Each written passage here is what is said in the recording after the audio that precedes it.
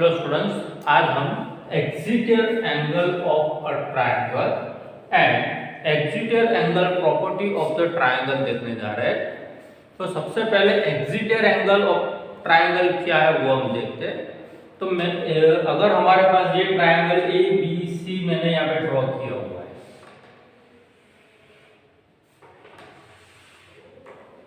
ये मेरा triangle A B सी।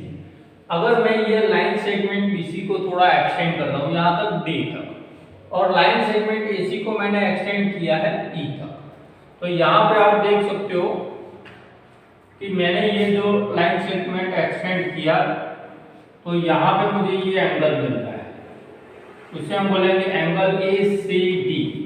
तो ये जो एंगल ए सी डी है उसे हम एन एक्सिटियल एंगल बोलेंगे, an exterior angle of triangle A B C. उसी तरह से मैंने लाइन सेगमेंट एसी को एक्सटेंड किया है यहाँ तक ई तक। तो यहाँ पे आप देख सकते हो कि ये ऐसे है, तो यहाँ पे बी सी और ये ई, तो ये जो आया वो है मेरा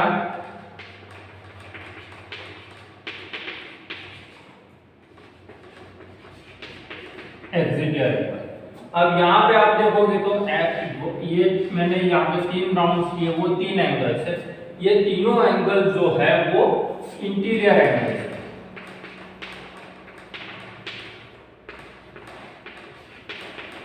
एंगल 1, एंगल 2 एंड एंगल 3, वो तीनों इंटीरियर एंगल्स है। तो यहाँ पे आप देख सकते हो कि ये सी डी वो एक्सिटियल एंगल हुआ, दूसरा बी सी ई वो भी मेरा एक्सिटियल एंगल हुआ। तो यहाँ पे हम देख सकते हैं कि ये जो मैट्रिक्स सी है वहां पे मुझे 2 एक्सिटियल एंगल्स मिल रहे हैं। अब बात करते हैं ये एक्सिटियल एंगल ए सी डी और ये एंगल ए सी डी। तो ये दोनों का सम, ये दोनों एंगल का सम हमें 180 डिग्री मिलेगा। दैट मींस ये दोनों एंगल जो है वो हमें लीनियर पेयर के एंगल्स मिल रहे हैं। उसी तरह से यहाँ पे B C T and B C A, तो ये दोनों एंगल्स भी मेरे लीनियर पेयर के एंगल्स हुए। तो उसका मतलब ये हुआ कि यहाँ पे जो एक्सिटियल एंगल्स मिल रहे हैं वो इंटीरियर एंगल के साथ, कोई भी एक इंटीरियर एंगल के साथ आपको लीनियर पेयर दे रहा है। तो अब हम ये जो हमने अभी देखा है वो हम देखते हैं। If we extend any side of the triangle, we get an exterior angle. यानी कि यहाँ पे मैंने ए सी डी एक्सिटियल एंगल मुझे मिला है, तो मैंने ये लाइन BC को एक्सटेंड किया है। दूसरा एंगल मुझे मिला BCE, तो वहां पे मैंने AC लाइन सेगमेंट को एक्सटेंड किया था ई तक, तो मुझे ये एक्सिटियल एंगल मिला था।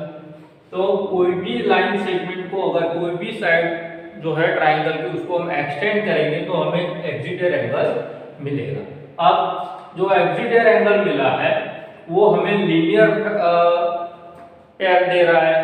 तो an exterior angle must form a linear pair with one of the interior angles of the triangle. तो ये जो एंगल ए सी डी है वो एक्सिटियल एंगल हुआ, वो एक इंटीरियर एंगल के साथ लीनियर पेयर फॉर्म कर रहा है, तभी ये पॉसिबल है, इसे हम एक्सिटियल एंगल बोलेंगे। यहाँ पे ये दोनों लीनियर पेयर दे रहे हैं तो ये दोनों सही है। अब यहाँ पे मैंने ये जो लिखा हुआ है वो कि यहाँ पे ये एक एंगल 6 नाम दिया हुआ है, यानी इंटीरियर एंगल को मैंने 1 2 3 से रिप्रेजेंट किया, एक्सिटियल एंगल को यहाँ पे 4 एंड यहाँ पे 5। अब यहाँ पे आप देखोगे तो ये जो एंगल है वो लीनियर पेयर, वो एक्सिटियल एंगल नहीं है, क्योंकि यहाँ पे ये दोनों देखोगे तो ये दोनों एक्सिटियल में ही आएंगे, यहाँ पे भी देखेंगे तो वो एक्सिटियल में ही आएंगे। अगर ये एंगल और ये एंगल देखते हैं, अगर ये एक्सिटियल एंगल होता तो उसका इंटीरियर ये रहते तो ये दोनों तो वर्टिकली ऑपोजिट एंगल्स हो जाते। तो ये जो एंगल्स है वो लीनियर एक्सिटियल एंगल नहीं है। अब यहाँ पे अगर हमने इसे एक्सटेंड किया ऐसे, तो ये हमारा एक्सिटियल एंगल होगा। यहाँ से ऐसे एक्सिटियल एंगल फॉर्म कर सकते हो आप ये। उसी तरह से यहाँ पे भी होगा, ऐसे करेंगे और ये ऐसे लाइन करेंगे, तो ये जो एंगल मिलेंगे हमें वो एक्सिटर एंगल से, यहाँ पे और यहाँ ये एक्सिटर एंगल नहीं और ये भी एक्सिटर एंगल नहीं होगा। तो हमें हर मैट्रिक्स के ऊपर दो एक्सिटर एंगल्स मिल रहे हैं, तो there are only two exterior angles possible at each of the matrices. चलिए अब हम exterior angle property of the triangle देख रहे हैं। तो उसमें क्या लिखा हुआ है, an exterior angle of a triangle will always be equal to the sum of the two opposite interior angles of the triangle। तो यहां पे हमें बोला गया है कि an exterior angle of a triangle, यानी सबसे पहले तो हमें एक ट्राइंगल ड्रॉ करना पड़ेगा। मैं यहाँ पे ये एक ट्राइंगल ड्रॉ कर रहा हूं जिसको मैंने नाम दिया हुआ है ए बी एंड सी, और यहाँ पे मैंने एक एक्सटेंड कर दिया डी, तो एंगल ए सी डी जो है वो मेरा एक्सिटर एंगल होगा।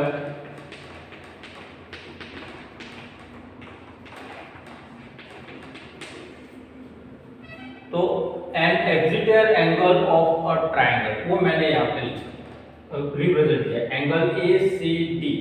मैं यहाँ पे लिख रहा हूँ angle A C D will always be equal to the, तो ये एंगल किसके इक्वल टू में है वो the sum of the two opposite interior angles of the triangle। अब हमें जो ये एक्सिटर एंगल मिला है ACD वो मैट्रिक्स C के ऊपर मिला है, तो मैट्रिक्स C के अलावा बाकी के दो मैट्रिक्स जो है, यानी कि मैट्रिक्स A पे जो एंगल बनता है वो एंगल A और ये जो एंगल बनता है वो एंगल B, ये दोनों जो है वो इसके ऑपोजिट एंगल्स हो जाएंगे। तो यहाँ पे the B equal to the sum of the two opposite interior angles, तो ये दोनों उसके इंटीरियर ऑपोजिट एंगल्स हो गए। तो ये जो है इंटीरियर ऑपोजिट एंगल्स हो जाएंगे। तो एंगल ए सी डी, यानी कि ये जो एंगल ए सी डी है एक्सिटर एंगल, वो ये दोनों एंगल के सम के इक्वल टू में है। तो हम यहाँ पे ऐसा लिख सकते हैं कि angle A plus angle B, तो angle A C D equal to angle A plus angle B, ये हमारे पास ये हो गया। अब अगर यहाँ पे वो बना है, सपोज यहाँ पे ई दिया हुआ है, तो दूसरा हम लिख सकते हैं कि ए बी ई, वो हमारा एक्सिटर एंगल है, तो हम यहाँ पे लिखेंगे एंगल ए बी ई। अब यहाँ पे मैट्रिक्स है बी, तो ए एंड सी ये दोनों एंगल जो है वो इंटीरियर ऑपोजिट एंगल्स हो जाएंगे। तो हम यहाँ पे लिख सकते हैं कि angle A plus angle C. उसी तरह से अगर मैट्रिक्स ए के ऊपर कोई एंगल बन रहा है, सपोज मैंने यहाँ पे ऐसे लाइन गिर दिया और यहाँ पे मैंने लिखा है एफ, तो एफ ए बी वो मेरा एक्सिटर एंगल हो जाएगा। तो angle F A B equal, अब मैट्रिक्स ए के ऊपर वो एक्सिटर एंगल बन रहा है ये एंगल, तो बी एंड सी वो दोनों इंटीरियर ऑपोजिट एंगल्स हो जाएंगे। तो हम यहाँ पे लिख सकते हैं कि angle B plus angle C. तो ये तीनों मैट्रिक्स के लिए मैंने यहाँ पे एक एक फॉर्मूला आपको रिप्रेजेंट की। अब उसका एक एग्जांपल देखते हैं। मैंने यहाँ पे बोर्ड पे एग्जांपल में एक फिगर ड्रॉ किया हुआ है और लिखा है find the value of x। तो यहाँ पे आप देख सकते हो कि ट्राइंगल मेरा ए बी सी है और एक्सिटर एंगल है मेरा ए बी डी, और ए बी डी का वैल्यू मुझे दिया हुआ है x, वो मुझे ढूंढना है। तो अब ये जो प्रॉपर्टी है उसके हिसाब से मुझे मालूम होगा कि A B D equal to angle A plus angle C, क्योंकि मेरा एक्सिटर एंगल है वो मैट्रिक्स बी के ऊपर बना हुआ, तो ये दोनों उसके इंटीरियर ऑपोजिट एंगल्स हो जाएंगे। तो angle A B D equal to angle A plus angle C. अब यहाँ पे एंगल ए का जो वैल्यू दिया हुआ है वो है 64 डिग्री और एंगल सी का वैल्यू जो दिया हुआ है वो है 45 डिग्री। तो यहाँ पे ये दोनों का हमें क्या करना है, सम करना। तो हम यहाँ पे लिखेंगे 64 डिग्री प्लस 45 डिग्री। अब ये दोनों का सम करेंगे तो 4 and 5 it is 9 and 6 and 4 it is 10। ये हो गया 109 डिग्री। तो यहाँ पे ये जो x का वैल्यू आया वो हमें मिला है 109 डिग्री। अब हम दूसरा एक एग्जांपल यहाँ पे देखते हैं।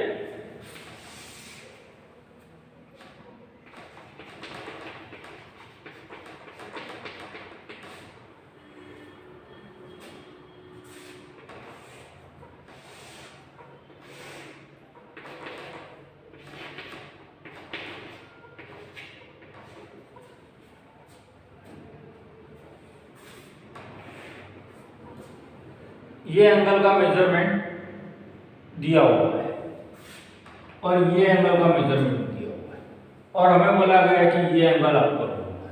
तो सपोज यहाँ पे मैं लिखता हूँ 109, यहाँ पे मैं लिखता हूँ 45 और यहाँ पे मुझे लिखना है x।